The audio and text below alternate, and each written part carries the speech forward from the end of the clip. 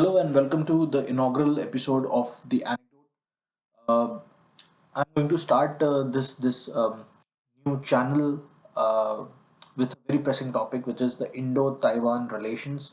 Because अभी recently पिछले साल हमने देखा कि भारत और चीन और अभी भी हालात ठीक नहीं है बॉर्डर्स पे भारत और चीन के बीच में and many people were actually asking urging the government to take a strong stand China को इरिटेट करने के लिए why don't we recognize Taiwan and it is not that simple as we see it भाई लोग कह रहे हैं कि कर लो देख लेंगे बुरे से बुरा क्या होगा तो I'm going to do three videos, three small 5-minute videos um, to explain that what exactly is India going to lose or what exactly is India going to gain out of this, so that it is a bit clear to everyone that why India will never recognize Taiwan.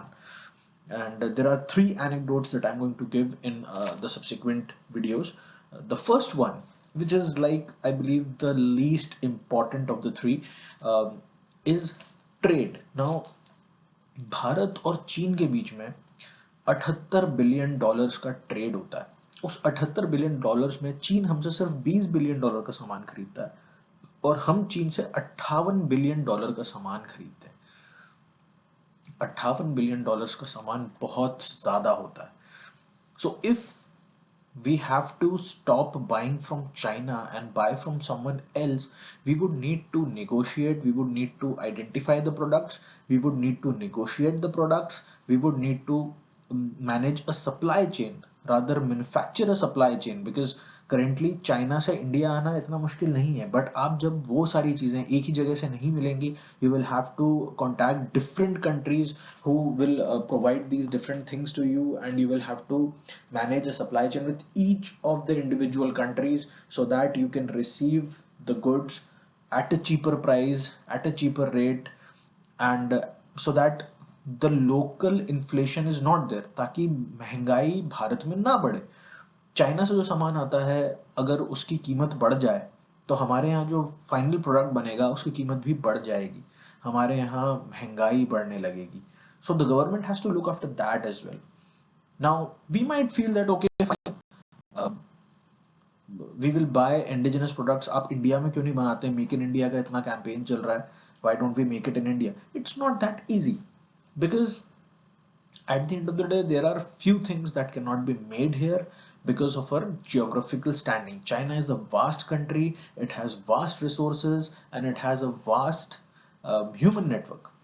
तो वहाँ पे जो चीज़ें बनती हैं ज़रूरी नहीं वो भारत में बने, और यदि हम यहाँ बनाने की कोशिश भी करेंगे तो हो सकता है वो महंगी पड़े। तो अब फिर भी बोल सकते हैं कि ठीक है कोई बात नहीं, कुछ पैसे ज़्यादा हमें देने पड़ेंगे but at least we will have our pride, we will have our country's pride intact.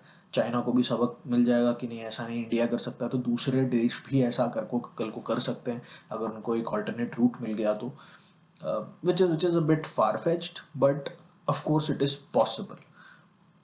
लेकिन आपको ये बात समझनी होगी कि कम से कम इस चीज़ को सेटअप करने में 1 साल का वक्त लग जाएगा, और भारत जो इतना बड़ा कंज्यूमर ड्रिवन मार्केट है, कंज्यूमर बेस वाला मार्केट है, यहाँ पे अगर 1 साल तक किसी चीज़ की किल्लत होने लगेगी तो हालात बिगड़ने लगेंगे। आप आज की तारीख में देख रहे हैं कि दवाइयों और ऑक्सीजन की कमी के कारण क्या हालात पूरे देश में हैं, क्योंकि ये कमी होना शुरू हो गई है, किल्लत पड़ना शुरू हो गई है। और हमारे यहाँ क्योंकि वॉल्यूम बहुत ज़्यादा है तो कंजम्पशन भी बहुत ज़्यादा है। आदमी कब तक मैनेज करेगा, वो कुछ दिन के लिए वेट कर लेगा बट उसके बाद स्थिति बिगड़ने लगेगी। And it's not necessary that we are only importing electronic items from China. People think that okay they make cheap electronic goods, so that's why we buy them from there, but no, you don't buy $58 billion worth of electronic goods। आप ढेर सारी चीज़ें खरीदते हैं, बहुत से finished products India में बनाने के लिए उनका कच्चा माल आप चाइना से खरीदते हैं।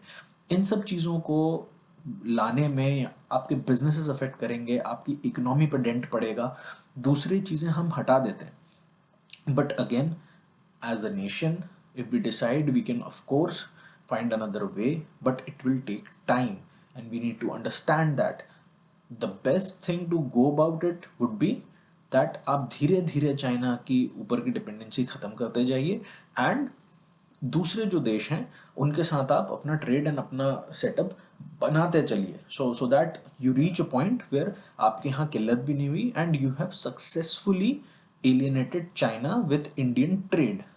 So that is one of the ways to do it. But as of now when people say कि आप ताइवान को रिकग्नाइज कर लीजिए, तो जैसे ही आपने ताइवान को रिकग्नाइज किया, चाइना आपके साथ सारे रिलेशंस तोड़ देगा, क्योंकि China one China policy follow करता है।